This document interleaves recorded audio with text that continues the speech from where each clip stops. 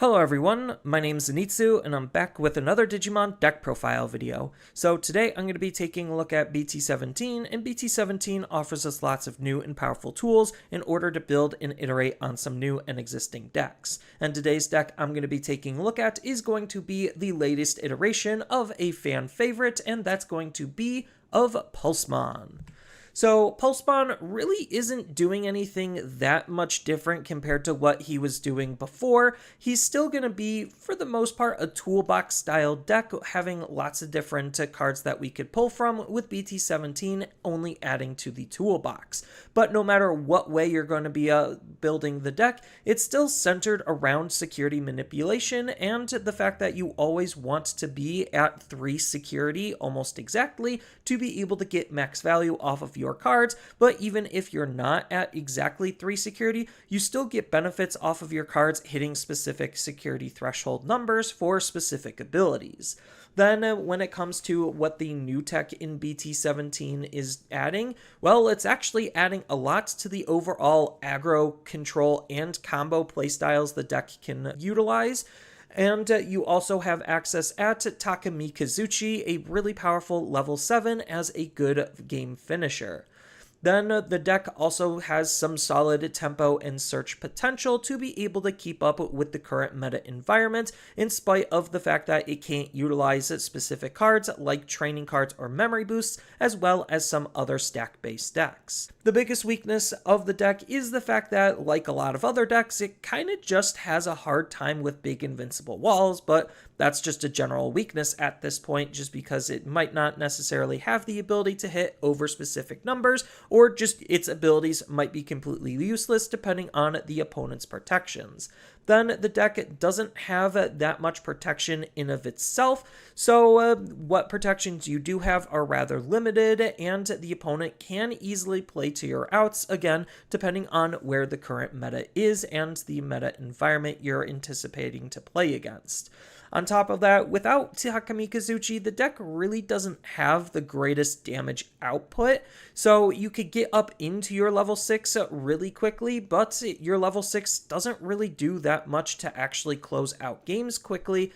so you're going to be moving a little bit slow at times, and this gives the opponent time to be able to react and respond to what you're doing and try to counter you. But in spite of all of those weaknesses, I think that the deck is still really fun to play and has lots of room for exploration and customization. So with all that said and done, let's just dive right into the deck profile and see what we're working with. Starting off with the Digitamas, I'm only going to be running 4 copies of the BT17 BBmon because this is just de facto the best Pulsemon related Digitama. So there are other BBmons that you could think about running, but there's no replacement for what this card is doing because it's just allowing us to have access at extra memory when our Tamers are going to be putting themselves into our Digivolution source, which is a big part of what Pulsemon is trying to do now because of the Mind Link ability and what it's adding to the deck. Then when it comes to the level 3s, I'm going to be running, no surprise, an all Pulsemon lineup.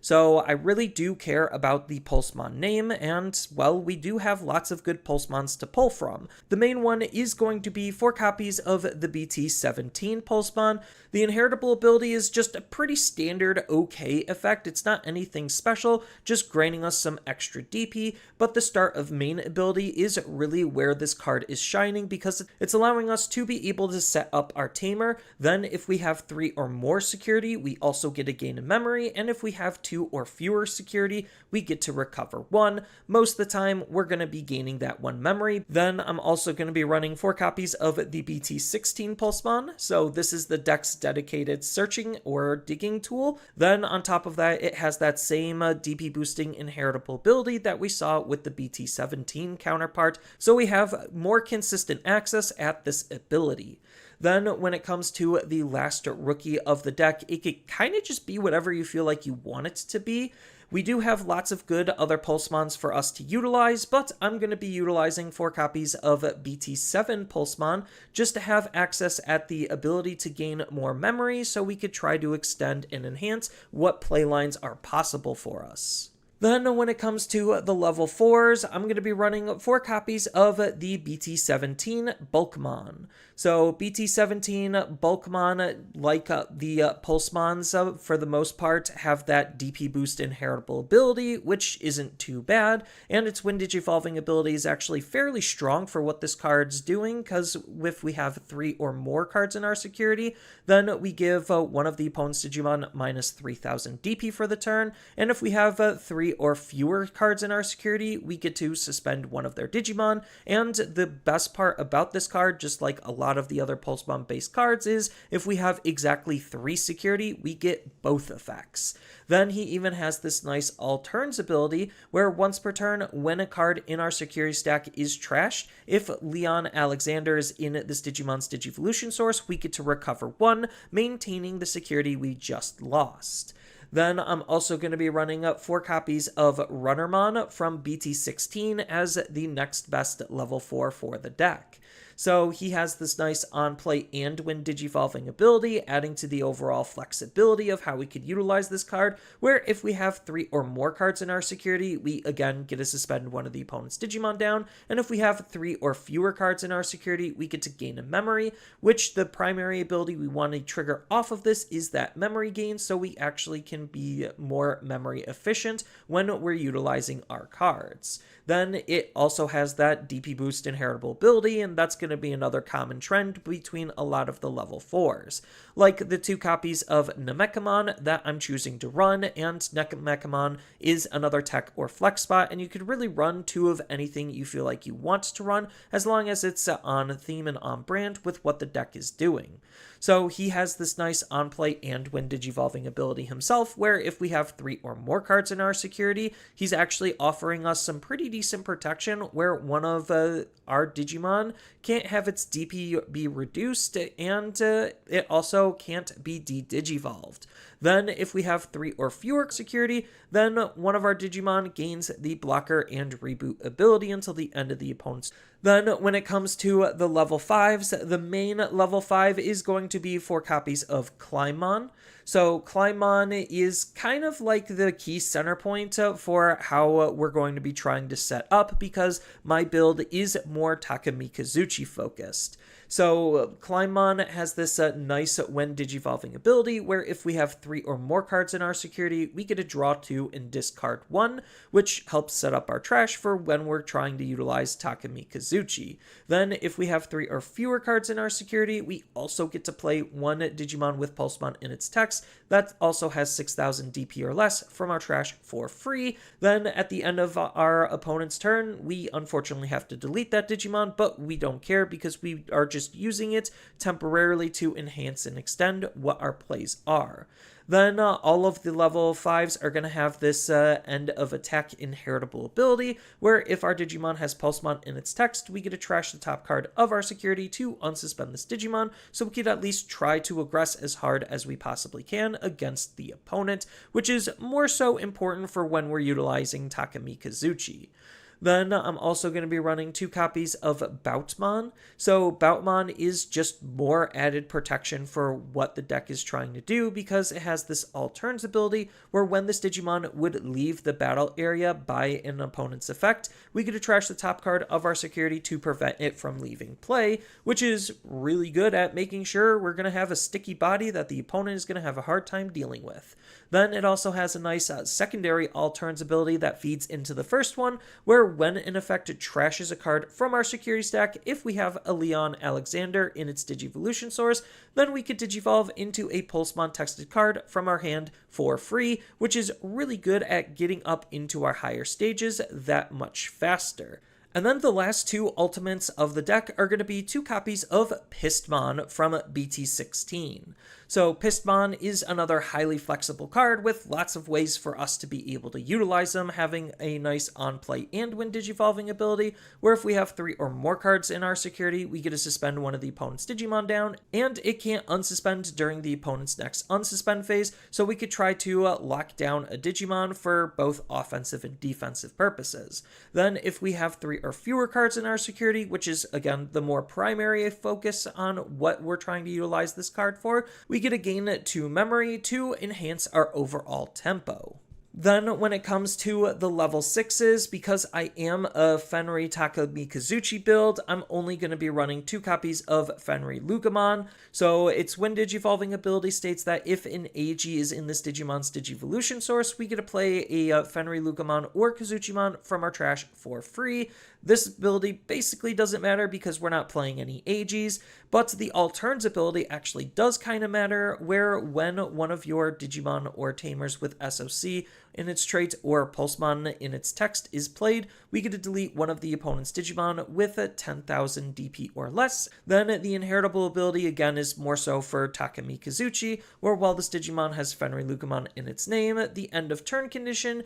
changes to the opponent having 3 or more memory, so that way we could combo off with how takamikazuchi works. But the main level 6 of the deck is going to be the 4 copies of the brand new BT17 Kazuchimon that we're going to want to run. So this is a really powerful card because its when Digivolving ability states that we get to suspend one of the opponent's Digimon, and if Leon Alexander is in its Digivolution source, all of the opponent's Digimon gain -1 security attack until the end of their turn, so we could really just try to prevent them from dealing damage. Then it also has a nice end of your turn ability, where once per turn, if we have 3 or more cards in our security, then one of the opponent's Digimon gets -6,000 DP for the turn, and if we have 3 or fewer cards in our security, we get to recover 1. Then one of our Digimon can attack the opponent's Digimon, so that way we have lots of flexibility on how we're going to control and aggress against the opponent's Digimon.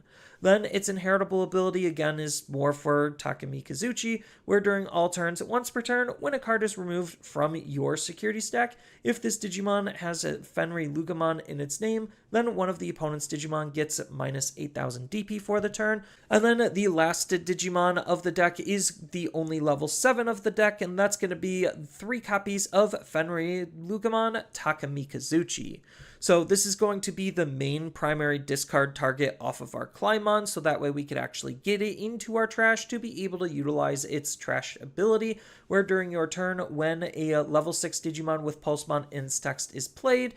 we get to have 2 of our Digimon DNA Digivolve into this Digimon. So how this deck is setting itself up for that is literally just you're going to hard drop Fenri Lugumon to then DNA Digivolve when you have this card in trash and a Kazuchimon already on the field. So it's not like we need to actually discard the Fenri Lugumon, and we just need to discard the Takamikazuchi. Then it also has a nice when Digivolving ability, where one of the opponent's Digimon gets -16,000 DP for the turn, which again is just a lot of DP to reduce all at once, basically being able to nuke almost any one Digimon. Then if we DNA Digivolved, we also get to set the memory on the opponent's side to 3, which is really important because if we're hard playing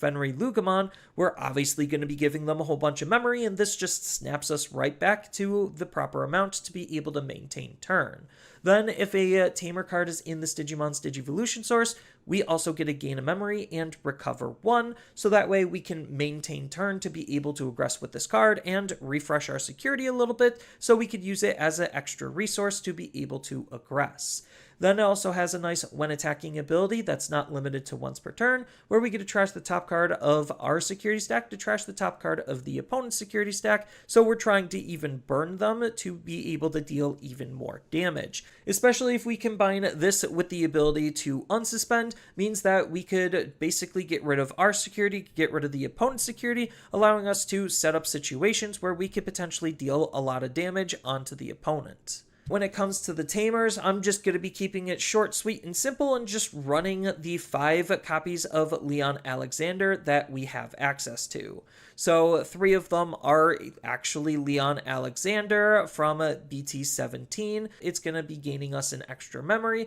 at the start of our main phase as long as we have a Digimon out with Pulsemon in its text, so that way we could have access at lots of extra memory the more of this card we have on our field. Then he has the Mind Link ability to shove him underneath a Pulsemon texted card, and when he's underneath our Digimon, he's going to be giving them the All Turns ability as long as they're Pulsemon texted cards of Blocker and Barrier, so again, we have at least some extra forms of protection. Then I'm also going to be running 2 copies of Hacker Judge, which is also treated as Leon Alexander. So this is going to be the deck's dedicated memory setter, always making sure that we're at 3 memory. If we have the combination of them out, then we could potentially start our turn with a lot of memory. Then he has the same exact abilities as the actual Leon Alexander, with Mind Link, adding blocker and barrier, and being able to split him out from our sources at the end of either player's turn. Then when it comes to the options, I'm just going to, again, keep it short, sweet, and simple and just run something for some extra consistency, which is the 4 copies of Hacker's Pride, because this is just another digging or searching tool, which just increases the overall consistency of our stuff. This card is looking more specifically for Pulsemon texted cards, which is almost everything in the deck, and we also get to set up its secondary main delay ability, where we get to place the top card of our level 4 or higher Digimon with Pulsemon and Sex into our security stack to be able to gain 2 memory. So we get to try to manipulate our security with our Digivolutions and have access at extra memory at the same time. So we're going to have to obviously Digivolve into another higher stage Digimon again, but it allows us to be able to set up our security. Then the security ability is basically doing the exact same thing as its main ability, just being another way to search and dig out our cards out of our deck. And then the last option and last card of the deck is going to be 2 copies of Blinding Ray. So I was kind of going back and forth if this should be something like an Analog Youth or if this should just be Blinding Ray, and I do like what Blinding Ray offers, allowing us to have instant access at easy memory while also manipulating our security so we can hit specific numbers when we need to. And for the most part, that's kind of it for the deck. But this isn't the only way to build the deck, and there is still room for customization and flexibility based on the cards you want to play, what you have access to, and the expected meta that you're playing against. And like I said, there are just some other useful cards that are in the Pulsemon archetype that we have to work with to further enhance and customize the deck based on those different parameters that you're going to be looking for when it comes to deck building. And it's not like this deck is dead in the water. We actually are getting a card that could help support the deck in the future with a brand new shiny Ace Digimon, which is something the deck didn't have access to before, to try to be disruptive towards the opponent even more on their turn as well. And if you want, you could tell me your thoughts and comments about the deck down in the comments below. And while you're there, don't forget to like and subscribe if you liked this video and liked this deck. And with that, I will see you in the next video.